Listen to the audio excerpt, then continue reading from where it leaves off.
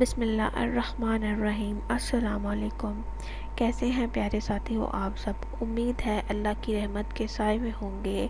اللہ پاک آپ کو اپنے حفظ و امان میں رکھے۔ اللہ پاک آپ کو آنے والے برے وقت سے بچائے، آمین یا رب العالمین۔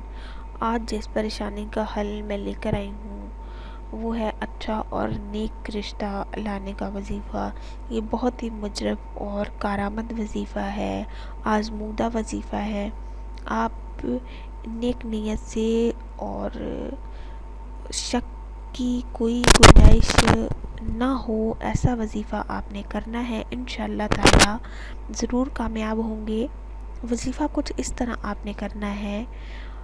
جمعے کے دن صبح نماز فجر سے لے کر نماز مغرب تک آپ نے کسی بھی وقت جب آپ کو وقت ملے آپ نے یہ وظیفہ اس طرح کرنا ہے۔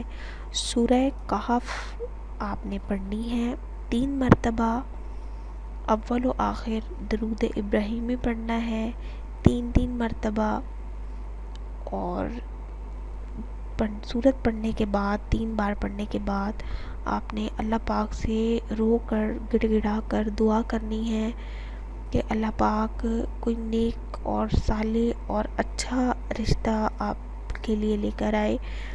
اور یہ بہن اپنے بھائی کے لیے بھی کر سکتی ہے، ماں باپ اپنی اولاد کے لیے کر سکتے ہیں، اور آپ لوگ ایک دوسرے کے لیے کر سکتے ہیں۔ نہایت مجرب اور کارآمد وظیفہ ہے، آپ اس کو آزما کر دیکھیں، انشاءاللہ تعالی ضرور کامیاب ہوں گے۔